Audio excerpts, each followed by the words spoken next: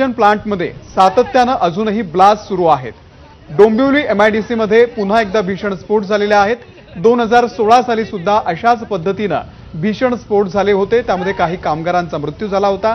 MIDC मधील बॉयलरमध्ये हा blast झाल्याची माहिती मिळते। या ठिकाणी अनेक केमिकल कंपन्या आहेत आणि एका केमिकल कंपनीमध्ये जर स्फोट झाला तर अशी भीती असते की शेजारच्या केमिकल कंपनीमध्ये सुद्धा स्फोट होतो आणि तीच परिस्थिती सध्या इथे आपल्याला बघायला मिळते।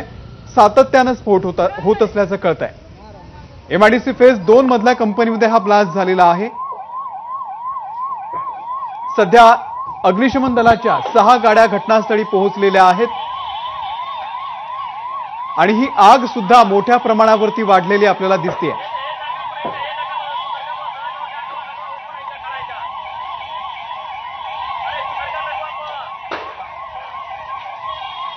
आणि या भीषण स्फोटामध्ये तुर्तास तरी 5 ते 6 कामगार जखमी असल्याची माहिती आहे।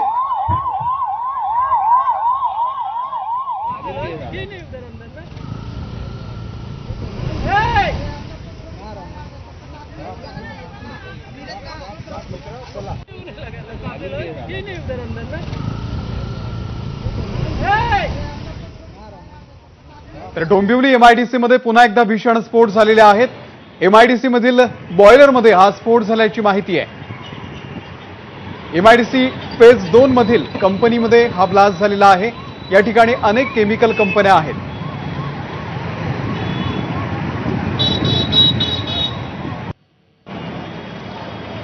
आणि हे आत्ताची ताजी दृश्य आहेत।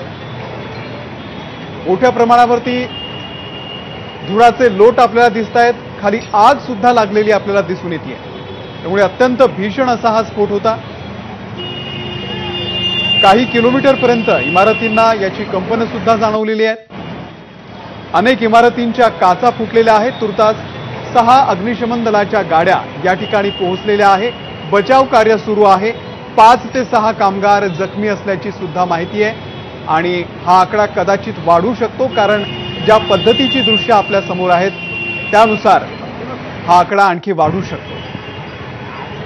एमआयडीसी फेज 2 मधील ही कंपनी आहे। 5 ते 6 कामगार सध्या जखमी असल्याची माहिती आहे।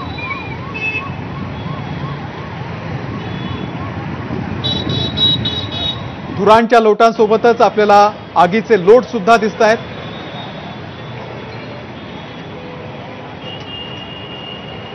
डोंबिवली एमआयडीसी फेज 2 मधील अंबर केमिकल कंपनीमध्ये हा ब्लास्ट झाल्याची माहिती आहे।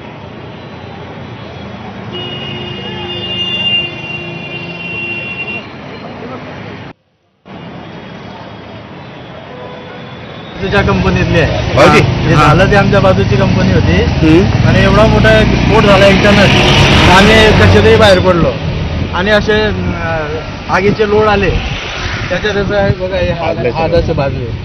अच्छा, कंपनीचं नाव काय? ज्या कंपनीचं नाव अमोदन W229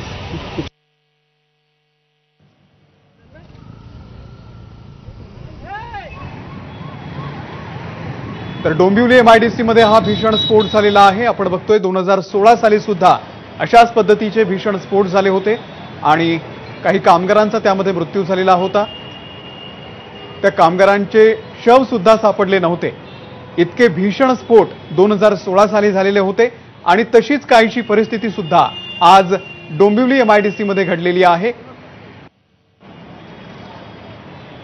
या स्फोटांची कंपनं काही किलोमीटरपर्यंत जाणवलेली आहेत। त्यामुळे घरांच्या काचा फुटलेल्या आहेत। दूरपर्यंत इमारतींना याचे हादरे बसलेले आहेत। डोंबिवली एमआयडीसी फेज 2 मधली ही घटना आहे। सध्या 5 ते 6 कामगार गंभीर जखमी असल्याचं कळतंय।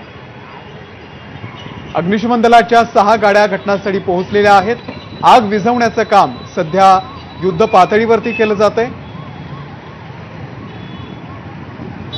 सुरेश काटे आपले प्रतिनिधी या संदर्भातले अपडेट देतील। सुरेश, सध्या घटनास्थळी नेमकी काय परिस्थिती आहे? अमोल, एक अर्धा तासापूर्वी लागलेली आग आहे।